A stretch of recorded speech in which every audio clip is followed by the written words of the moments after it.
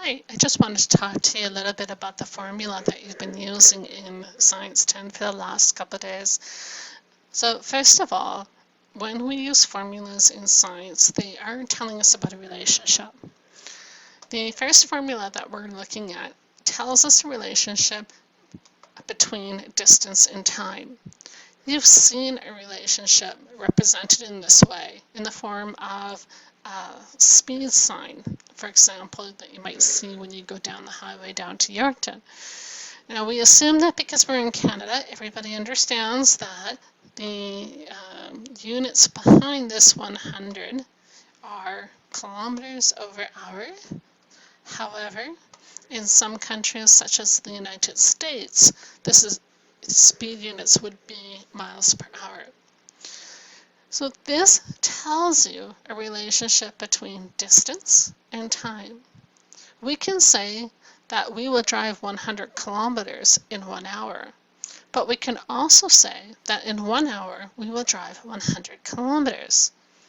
Now in science, instead of expressing this as a ratio side by side, we express this vertically. So we say 100 kilometers per 1 hour, or we can say this flipped, and we can say that in 1 hour we will go 100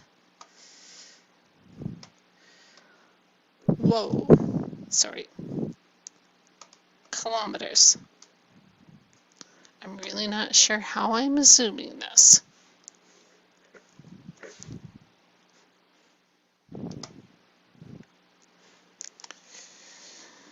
We use mathematical formulas because they are generally easier for students to do and they are more efficient.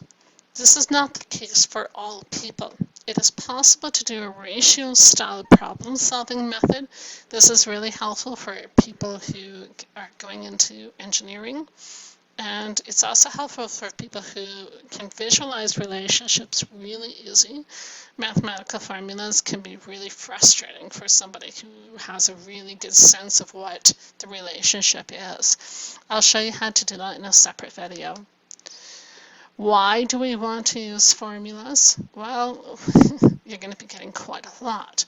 And each one of these formulas in the Physics 30 actually tells us some kind of story about how something is moving in this section. Now, for example, if I take a look at this formula here, I know that this is talking about a relationship between acceleration, force, and mass. I really don't know much more about this relationship.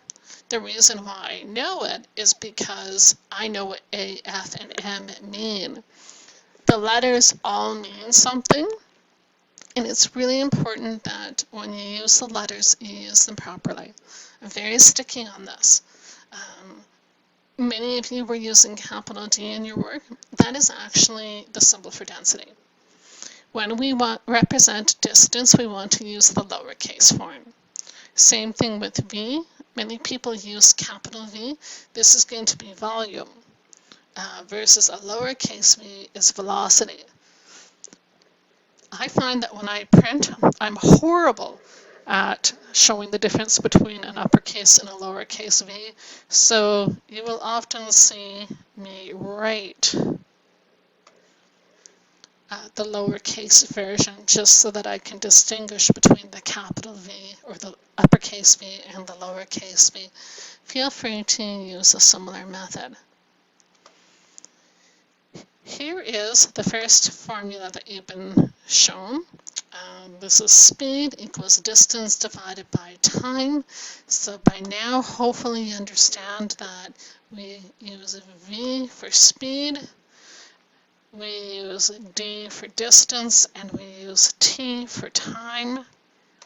One thing I would like you to note is that this is actually triangle D and triangle T. Now that triangle means something. You saw this in the chemistry unit. Do you remember what it is? trying to write it out here. This tells you change.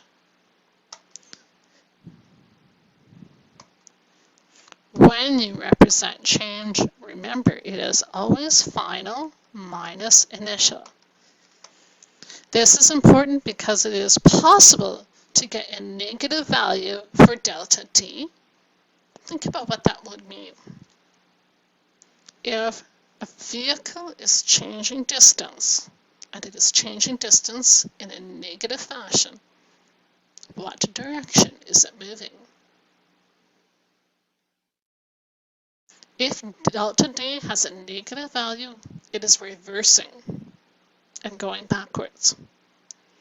If you do a delta t calculation and you come up with a negative value, you need to re-examine your mathematical work. You should not have a negative value for delta t because that would indicate that you are going backwards in time. As far as I know, that's not quite possible yet. Maybe that will change in your time. Why does change in distance and change in time matter? Let's go back to the analogy of a NASCAR race, but I'm going to change the course a little bit. Okay, here is your start line right here, and then you've got different sections 1, 2, 3, etc.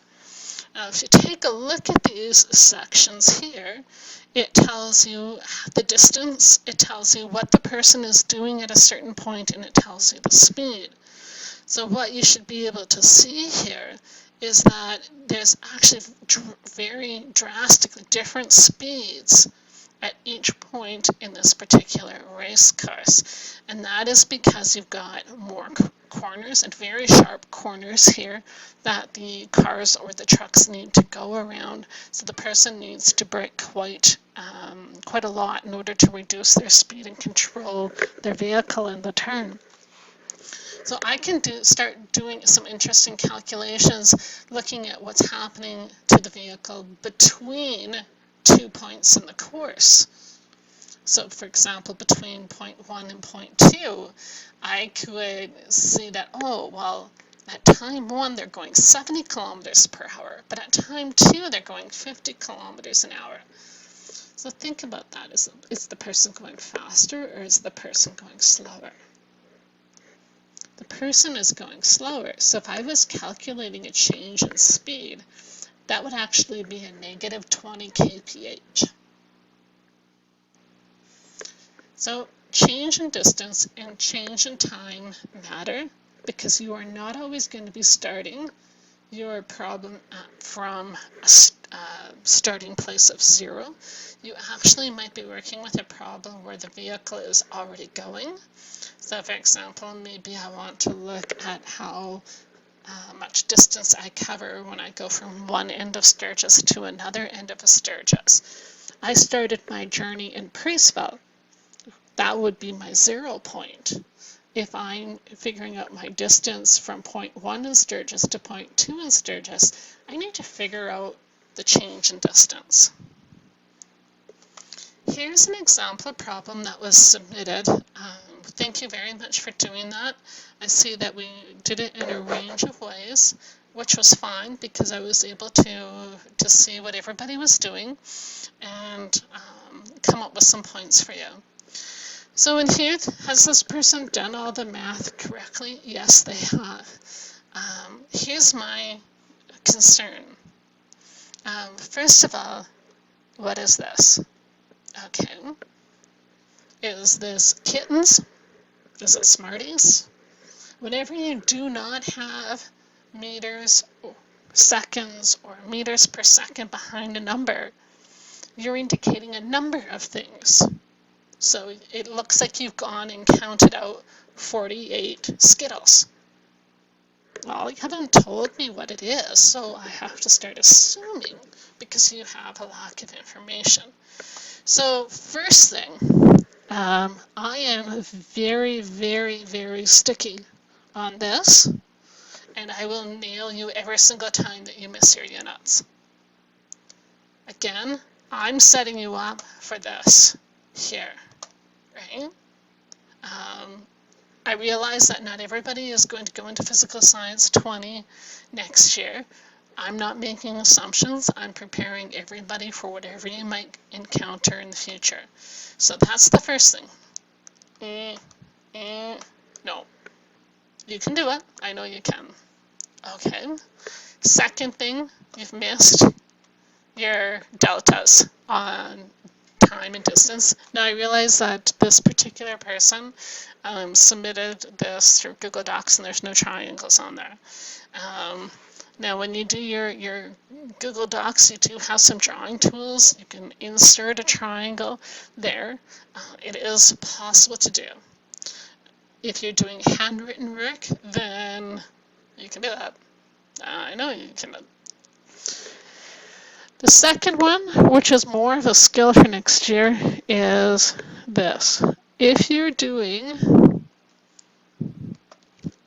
let me start that again. If you're doing 17.3 divided by 48, I would like you to represent that vertically in a fraction.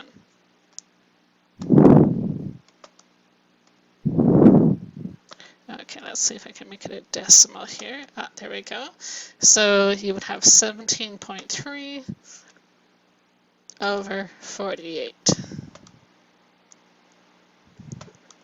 Then you would have meters here, and then here you would have meters per second. Can you now see why the units that you're left with are seconds? Meters divided by meters is going to be equal to 1. Therefore, 17.3 times 1 times seconds divided by 48 is going to give you 0.36 seconds. By doing it in a vertical fashion, you can work with your units more easily. Now, Ms. Hamilton does something a little bit differently, and I'll show you what she does. She has her physics students write out the numbers like this.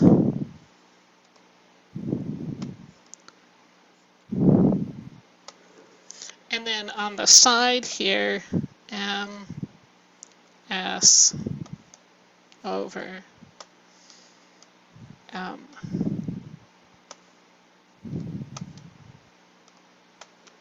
and then you would have your final answer of 0.36 seconds, and that seconds would be beside the number. This is fine too. Okay, what you're going to find is there's more than one way to represent mathematical work.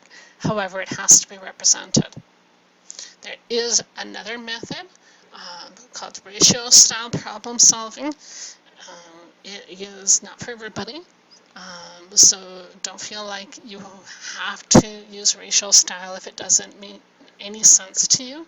You need to choose a method that you can do consistently and that you can do accurately.